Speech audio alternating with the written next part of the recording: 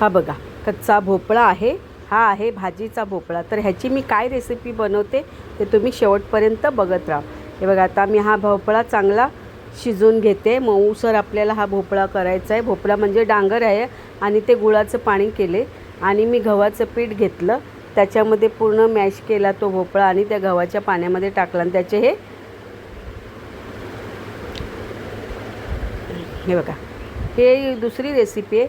हे त्याच्या पुऱ्या केल्या, गोड तिखट अशा पुऱ्या केल्या। ह्याच्यासाठी मी मसाला वापरला, हळद मसाला ओवा वगैरे असं टाकलं त्या भोपळ्याच्या रेसिपीमध्ये। आणि हे बघा अशा आपण पुऱ्या थापायच्या। ते आहेत तिखट आणि गोड अशी ही पुरी आहे। तर ही भोपळ्याची पुरी। आता आपण तवसाची रेसिपी बघू। हे बघा खिसून घेतला मस्तपैकी, काकड्या त्या धुतल्या चांगल्या आणि खिसून घेतल्या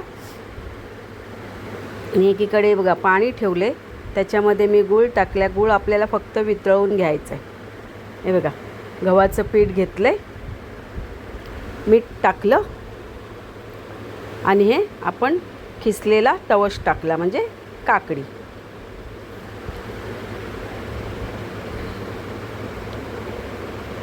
ओवा टाकला थोडा,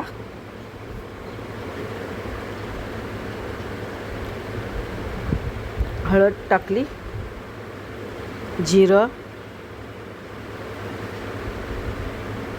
हे आपला भोपळा ते मगाशी मी तुम्हाला बोलले ना, भोपळा मॅश करून त्या रेसिपीमध्ये आपण गव्हाच्या पिठामध्ये टाकलेलं आहे।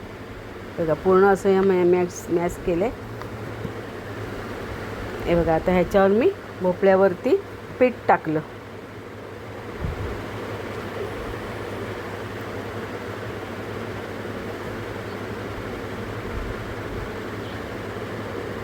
जिरं, थोडी हळद आणि मसाला टाकला। बघा मसाला टाकला,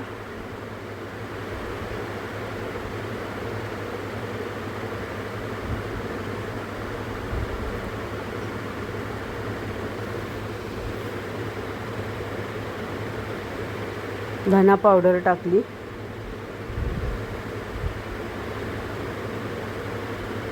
आणि आपलं पुरतं मीठ टाकलं, चवीनुसार मीठ टाकलं आणि ही थोडीशी कोथिंबीर टाकली वरून। आणि हे सगळं आपल्याला चांगलं असं मिक्स करून घ्यायचं आहे। तर ह्या आहेत आपल्या भोपळ्याच्या, म्हणजे कच्चा भोपळा डांगर म्हणतात, त्याच्या तिखट गोड अशा पुऱ्या। हे बघा बघू शकता, हे आपल्या पुऱ्या होणार आहेत, कारण ह्याच्यात मसाले आपण टाकलेत ना, म्हणून ह्याच्या पुऱ्या रेडी होणार आहेत, बघू शकता तुम्ही। आणि हा कच्चा भोपळा मी घेतला आहे आणि त्याचं पूर्ण चांगलं शिजवून घेतला। आणि आता ह्याच्यात आपण हे बघा थोडंसं गुळाचं पाणी टाकूया, म्हणजे ते कसं आपले तिखट आणि गोड पुरी होणार आहे। छान याला असं मिक्स करून घेऊ। बघा असं पीठ झालं। आता हे पीठ जरा नरम झालं ना, आता याला आपण तेल टाकलं आणि थोडंसं मरून, कारण हे पीठ नरमच होणार आहे। तर आपल्याला ना एखादी खाली पिशवी घेऊन त्या पिशवीवरती पीठ ठेवून हातानेच असं प्रेस करायचं, मग ही पुरी तयार होईल आपली। तर हे बघा बघू शकता, हे बघा मस्त अशी डम पुरी फुगलेली आहे। एकच पुऱ्या तळून घ्यायच्या, त्यापेक्षा डम मस्त फुगतात आणि टेस्ट पण छान लागते। बघा असं मी पिशवीवर हे करून पुरी अशी थापून घेतली, कारण पीठ पातळ आहे ना, म्हणून ते पुरी थापून घेतली। तरी बघा आता आपली डिश आली रेडी झालेली आहे। ही आहे कैल्याची आमटी, ही आहे चणा आणि सुरणची भाजी। बघा चणा आणि सुरणची भाजी केलेली आहे। हे सुरण काप फ्राय केलेले आहेत आणि ती आपली तिखट गोड पुरी भोपळ्याची ती बनवलेली आहे।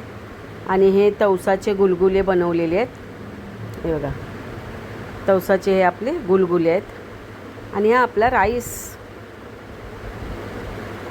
तरी बघा आपली स्पेशल डिश रेडी झालेली आहे। तर नमस्कार गाईज, तुम्हाला माझी रेसिपी आवडत असतील तर नक्कीच लाईक करा आणि सबस्क्राईब करायला विसरू नका।